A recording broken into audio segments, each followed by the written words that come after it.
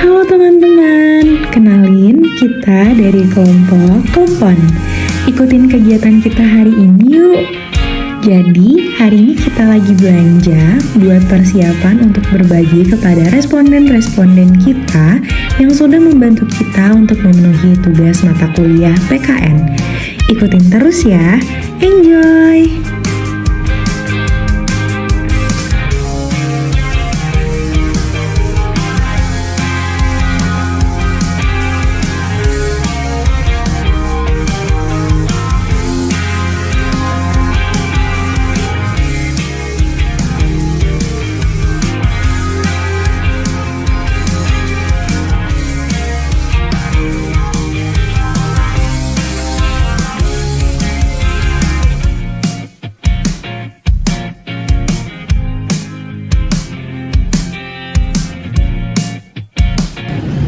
Tapi gue ada yang lupa nih, gue pengen nanya lu sesuatu dong. Apaan? Gue pengen nanya lu tentang identitas nasional, itu apaan sih? Nah, identitas nasional itu merupakan jati diri atau kepribadian bangsa yang punya keunikan atau ciri khas yang bisa ngebedain bangsa itu dari bangsa lain. Nah, kita sebagai mahasiswa Unpar juga punya identitas sendiri yang disebut sebagai Sindu. Oh ya? Sekarang penasaran gak sih tentang situ? Nah, penasaran lah ya? Nah yuk, sekarang kita bakalan menyimak teman-teman kita yang telah menginterview beberapa orang dari kelompok masyarakat luar tentang identitas nasional berupa Sindu. Permisi Ibu, nama saya Aliar. Ingin mengajukan pertanyaan untuk Ibu. Dengan Ibu siapa? Ibu Ningsih. Ibu Ningsih. Nah Bu, saya ada pertanyaan nih buat Ibu. Menurut Ibu, kebenaran itu seperti apa? Kalau menurut saya kebenaran itu sesuai fakta ya, tidak ada unsur kebohongan. Terus dengan bukti-bukti yang real. Bukti-bukti yang real. Oh, jadi menurut Ibu kebenaran itu bisa dibilang suatu fakta yang nyata? Iya, tidak ada unsur kebohongan. Jadi sesuai dengan keadaannya gitu. Ibu boleh nggak kasih satu contoh apa itu kebenaran? Kalau menurut Ibu ya, untuk adik-adik mahasiswa itu kalau mengerjakan ujian itu tidak ada saling menyontek. Jadi sesuai dengan hasil dari belajar semalam misalkan gitu. Jadi asli murni gitu, nggak ada hasil, ada kecurangan. Oke. Kalau menurut Ibu. Baik, terima kasih banyak Ibu. Halo, selamat sore Ibu. Saya Matthew dari mahasiswa Unpar ingin menanyakan satu pertanyaan. Sebelumnya dengan Ibu siapa? Ibu Neri. Ibu Neri. Ya. Ibu Neri, menurut Ibu Neri, apa bentuk-bentuk cinta kasih yang udah Ibu dapetin selama ini? Ya, seperti kita saling mendukung sama suami atau sama tetangga kita. Kalau ada tetangga yang sakit kita jenguk. Kalau ada apa-apa kita saling bantu. Kalau ada kerja bakti gitu kita ikut. Kalau ada pengajian kita bisa ikut juga. Jadi banyak yang Ibu dapetin cinta kasih selama ini ya dari keluarga Iya. ataupun lingkungan sekitar ya Bu? Ya, banyak sih. Kalau sama keluarga ya itu kita saling mengingatkan apa yang baik dan enggak. Kita saling support sama suami, sama anak. Ya gitu. Oh iya, baik. Terima kasih atas jawabannya Bu. Ya, sama-sama. Selamat sore Pak, saya Matthew dari mahasiswa Unpar ingin mengajukan satu pertanyaan. Sebelumnya dengan Bapak siapa? Dadang. Bapak Dada. Dadang. Dadang. Ya. Jadi Pak, menurut Bapak kebenaran dan itu apa termasuk ke dalam cinta kasih kebenaran? Betul. Kenapa Pak kalau boleh tahu menurut Bapak? Nah, dalam kebenaran cinta kasih itu ya, Mas. Jadi kan kita itu kan tadi udah disebutkan. Jadi kita ini untuk apa? Punya berbagi dari hati nurani seseorang ya. Dan Betul, untuk Pak. apa? Istilahnya untuk menolong. Dimana juga sesuai dengan dari kita menolong sesuai dengan kemampuan juga ya. Enggak memaksakan gitu ya. Tapi kalau benar-benar orang yang harus ditolong itu ya itu dari kita juga ya terpaksa gitu ya, terpaksa dikarenakan misalnya nggak ada lagi yang membantu istilahnya. Padahal itu sebenarnya sih banyak ya orang yang bisa membantu. Kemungkinan itu juga jadi suatu pertanyaan yang namanya untuk ditolong itu kadang-kadang ada yang ragu, kadang-kadang ada yang enggak ya. Setuju, Contohnya itu kan karena apa, untuk berbagi saling cinta kasih itu sama manusia dan sama umatnya kita, walaupun kita berbeda ya. Orang pun enggak dilihat dari istilahnya beda suku gitu ya.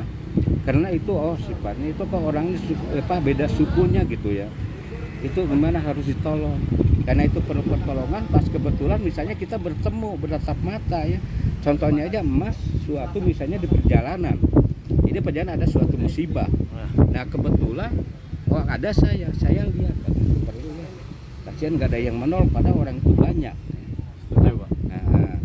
Nah begitu, karena saya melihat aduh kenapa yang lain nggak ada yang menolong ya. Nah keluar hati nurani saya, aduh kasihan juga ya, paksa saya menolong gitu ya. Itu hanya dengan tenaga, gimana Mas, kenapa nggak apa-apa gitu, sesuai nih saya dengan, tapi saya bisa membantu Mas gimana ya, oke lah Mas misalnya mau kemana, kayak tolong gitu, tapi saya nggak membantu sesuai dengan tenaga saya aja, dengan kemampuan saya gitu, tidak bisa dengan suatu materi dan dengan tenaga aja gitu.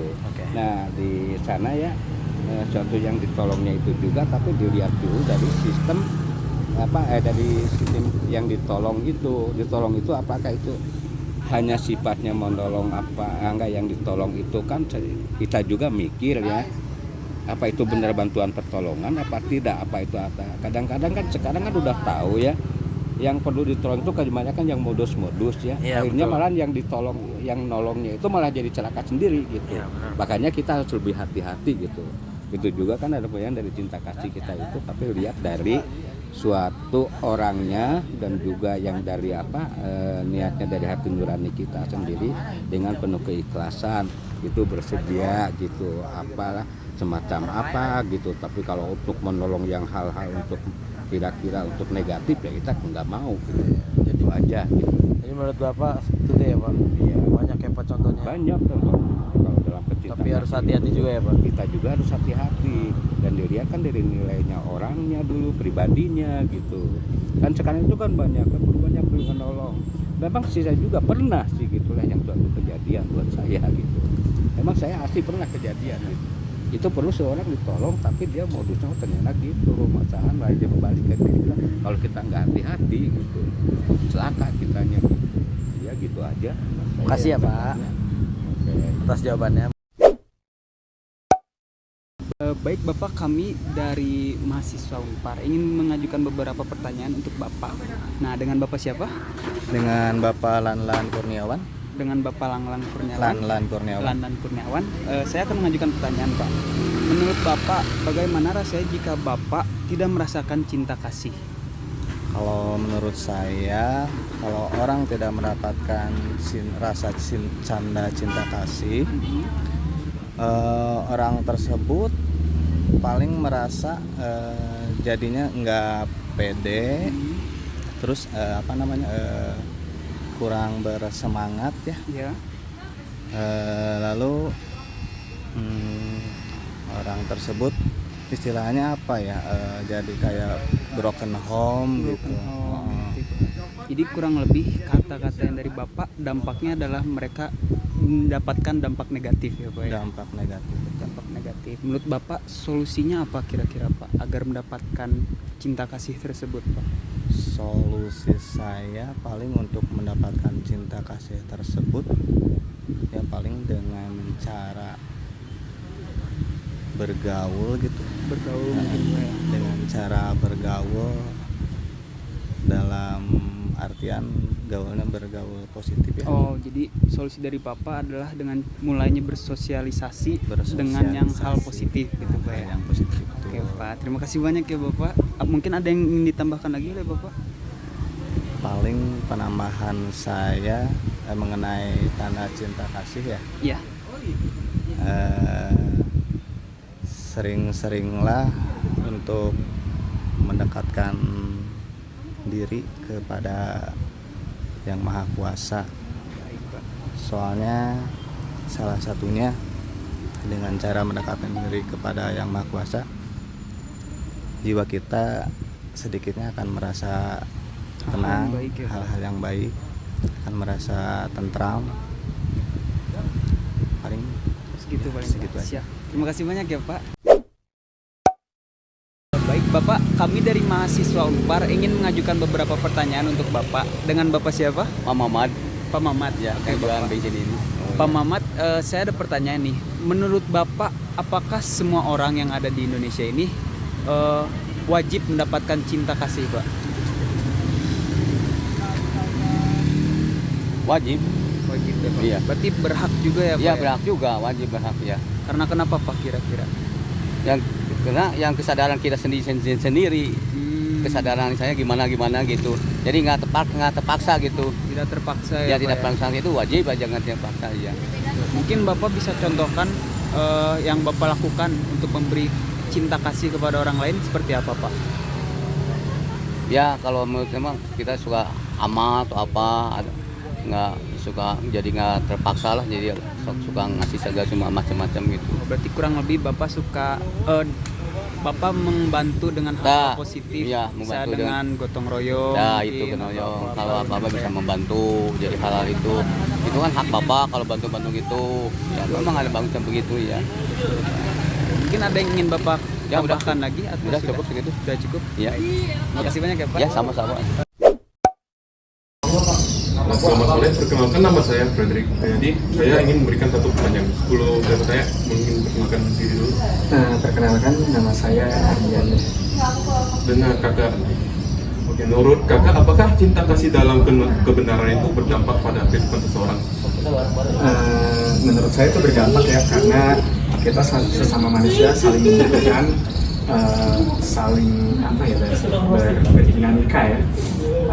Kira-kira bentuknya itu seperti apa? Bentuknya contohnya, contoh yang paling simpel aja dulu ya. Kita di dalam berlingkungan, kita kan bertetangga ya, kami saling membutuhkan satu sama lain. Jika minta tolong misalkan nggak ada air atau apa gitu, Terima kasih. Waktunya, Kak.